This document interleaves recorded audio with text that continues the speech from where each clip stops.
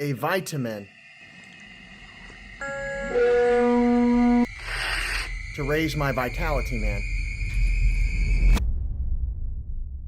Supplements, pills, powders, we lifters love our drugs.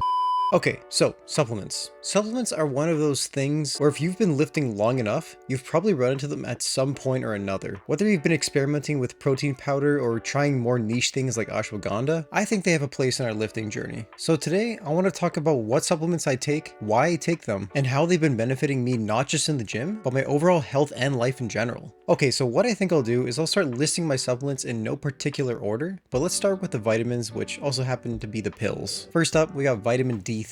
This is an essential vitamin that I think anybody should be taking, even if you lift or not, because let's be honest, none of us are getting enough sunlight, and without enough daily exposure to sunlight, we just are lacking in vitamin D. It also helps by supporting your immune system, and it just keeps you from getting sick, which, as I know, getting sick is not badass. Trust me, I was sick recently, and it was not fun. Try lifting while sick. All that breathing, man, really dried and irritated my throat. Next up, we got some vitamin C, which I think is up here with vitamin D just in terms of feeling better and keeping your immune system in check. Also, come on, scurvy is cringe.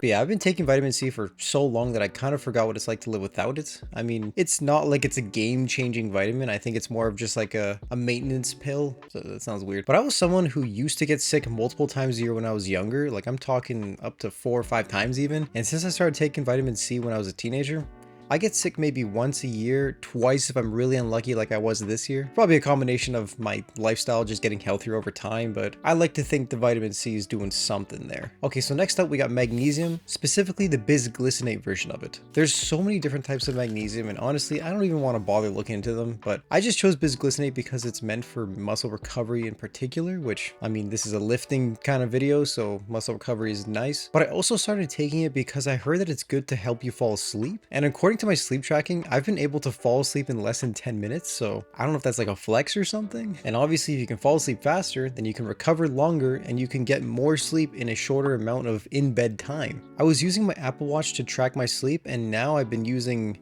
something else to track my sleep, but we'll save that for another video. But knowing that I can rest and recover in a shorter amount of time, I mean, that's pretty great. Who doesn't want that? So better muscle recovery coupled with being able to fall asleep faster, I mean, that sounds like a no-brainer to me. So next up we got zinc, which is kind of another staple supplement for the avid lifter. Again, it's also good for immune support, which is kind of a common theme among these pills, but it's also an anti-inflammatory that can help with recovery. So basically a lot of my pills are anti-inflammatory and just help with recovery, and that's kind of the main reason why I take all of these different vitamins and pills, and so you're probably going to hear that a lot. I mean, who doesn't want to take a supplement that doesn't cost that much and has that many benefits? Okay, next up we got fish oil, which is another lifting staple. This classic lifting vitamin has a tremendous amount of benefits, not only for recovery, but also just overall things like skin and dryness. It has an anti-inflammatory effect that also helps with recovery, but I find that I also get less dryness when I'm using this as well. And as someone who's currently on Accutane, dryness is my enemy. I used to always need to carry eye drops, and because my eyes would just get so dry.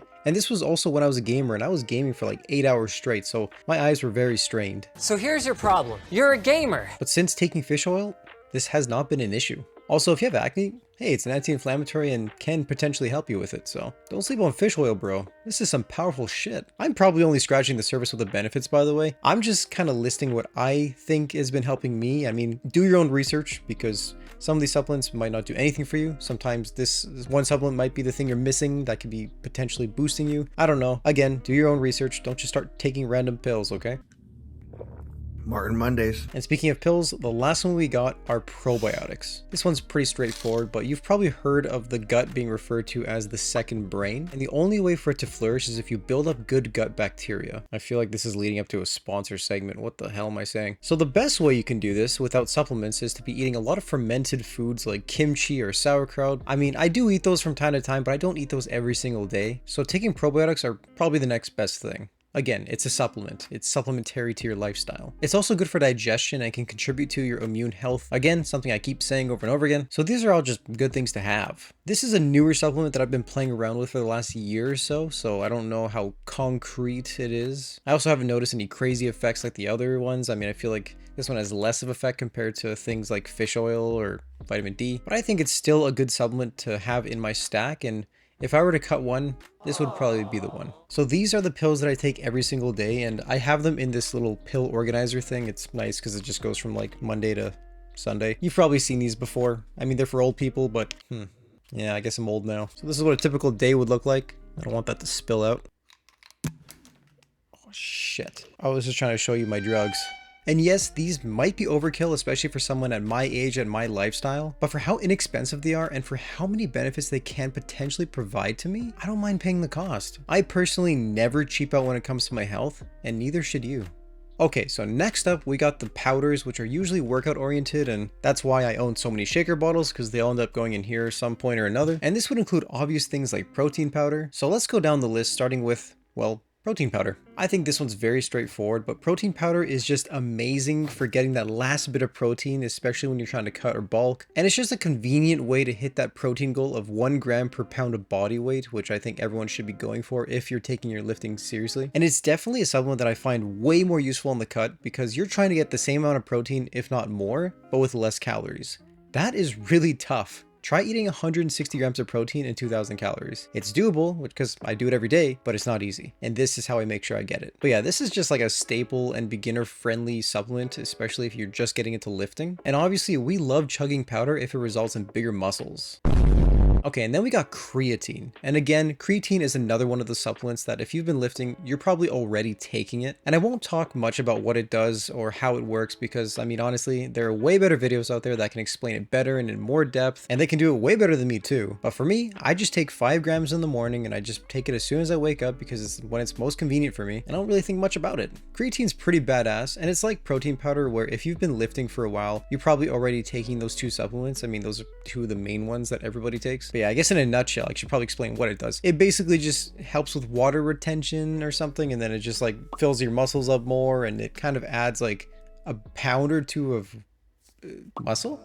I'll be honest, I can't really explain it to you. Just look it up if you're interested. And now we have collagen. This is a supplement that I actually only recently started adding, but I'm gonna keep using it. And I didn't start this because of lifting, but I actually started taking this because of Accutane. I'll have that video linked down below, but basically I started Accutane a couple of months ago now at this point. And I've heard that collagen can be good just for your skin health, and it can also be good for joint health. And if you know anything about Accutane, you know that it can be known for causing joint pain, and honestly, I don't want any of that. Imagine having joint pain while lifting. That doesn't sound very fun. And I don't know if it's related to the collagen, but since I started taking it, I've had 0 joint issues, especially on Accutane. I don't know if it's like counteracting the side effects, but hey, you know what? I don't feel any worse than before, and if it works, it works. Also, come on. 1 scoop of collagen is 10 grams of protein, 40 calories. It's literally pure protein. How could you not want that? It's like taking protein powder. All I do is mix this in my protein powder and it kind of enhances the flavor in my opinion. And I'm getting almost 40 grams of protein per protein shake. You can't go wrong with that. That is actually perfect for cutting. So that's why I'm using it, especially now during my cut. And that's it. Well, not actually. All the supplements that I just listed are the ones that I've been taking for a while or that are pretty solid in my routine / stack where I'm probably not going to quit them. And these are the ones that I think truly provide some sort of benefit. But there are also a couple of secret ones that I have been playing around with recently. They most likely won't stay, but I think they're worth mentioning even if they won't stick around for very long. But I think it is worth mentioning them because I have been experimenting with them. So these are the things that I've been playing around with recently. Let's start off with pre-workout.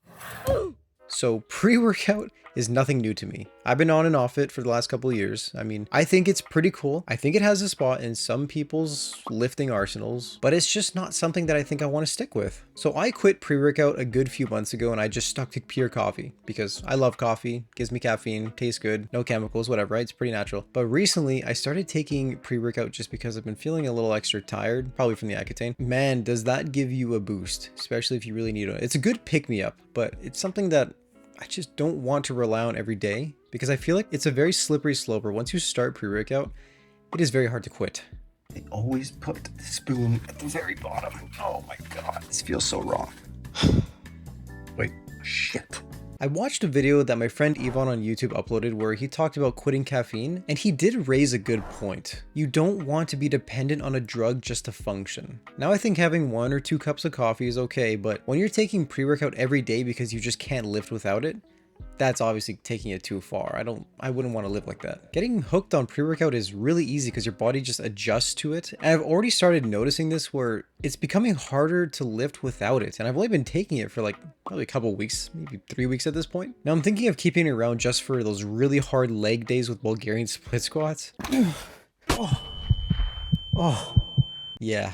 I remember those. But I'll keep you updated in a future episode to let you know what I decide and if I'm going to keep this in my stack, which, again, I probably won't. It's a great short-term supplement, but I'm unsure about its long-term effects. So let's move on to the next one, which is ashwagandha. Again, another experimental one that I won't talk about too much because it's something that I'm probably not going to keep around for a while. My reason for taking it is that work has been very stressful lately, and it is a stress reducer. That's what I take it for. So this is just a way to get through the difficult time, especially now because it's just going to be a very long couple months at work. It's been very stressful lately, and that's probably why you haven't really been seeing too many videos out of me lately. I take it to try and improve my energy and to just stay more calm in these stressful situations. And I also know that this supplement is taken best in cycles. No, not those kind of cycles. So once this bottle runs out, I probably won't rush out to buy more. I mean, again, this is kind of like a short-term one this is my second time taking ashwagandha. Like once I finished the bottle last time, I just didn't buy any more, and that was almost a year ago. But so far I feel like it has been helping, even if it is just placebo. And again, once work gets less stressful in the new year, probably won't be touching this stuff anymore, so probably not going to keep it. Okay, so now that you've seen all of the supplements that I've been taking, you probably think my house looks like a pharmacy, and you'd be right. While yes, supplements can be expensive and maybe inaccessible for some, I truly don't think you need them to get a great workout and to live a happy, healthy, energetic life. You can build some serious size without them. I think it really comes down to how is your sleep quality? Are you eating high quality nutritious foods? Are you eating enough protein? Are you pushing hard enough in the gym? These are the things that are going to determine if you're going to get a sick physique or not. Me personally, I've been kind of lacking in sleep and nutrition, and that's why I don't have a sick ass physique yet. It's not the supplements. Trust me, if it were the supplements, I'd be much bigger right now. And I'd probably get called out for using steroids too. But I do also want to add a quick disclaimer, just because I feel like I kind of have to with these kinds of videos, that you should probably talk to a doctor or professional before starting any new supplements, especially if you don't know them well enough or have not done your own research, as too much of a good thing can also be a bad thing. For example, it's not hard to overdo your zinc and then mess up your copper levels because those two vitamins fight for each other. So for me, for example, I eat more copper dense foods so that I can keep my zinc and copper in check. You don't want to get a copper deficiency, man. That'll just be worse than not taking zinc. Do your research first and don't follow my advice blindly. I'm not a medical professional. I'm just a dude with a camera posting on YouTube who wants to build a better body. That's it. I'm not trying to sell you anything. I don't have any products or affiliate links even. I'm just trying to give you my advice and my experience. You also got to remember that a supplement is just that, a supplement. It's something that you might be missing in your diet, or it might even give you a slight edge, but I'm talking about a few percentage points here. Drinking protein shakes and taking creatine won't make you the next sebum. Hard work will. And even then, maybe your genetics just aren't there. That's just something you gotta accept. But I think that supplements can help speed up the process, if only just a little bit. But again, I'm talking a few percentage points here. So instead of taking maybe 5 years to get a sick physique, you get there in 4.5. It's not gonna be some miracle stuff, and that's about it. So please don't look at this stack and think that you need these to be successful or build a great body or whatever, or even think that it'll give you steroid-like effects, because it won't. It won't give you steroid-like effects. If it did, I would be much leaner and bigger. Trust me. Well, fellas, thank you for sticking to the end, and I hope you enjoyed this episode of Home Gym Warrior Drug Edition. So, we have my daily vitamin. If you have any supplements or suggestions that might be worth adding to my stack, you gotta let me know down in the comments, but to be honest, this stack is pretty full, so probably won't be adding anything for a while. Also, while you're at it, make sure to drop a like and a sub, and I'll see you in the next one. Hi guys, my name is Evan Arginal. I like junk food. I'm bulking, but I should be cutting. Please help. Send help.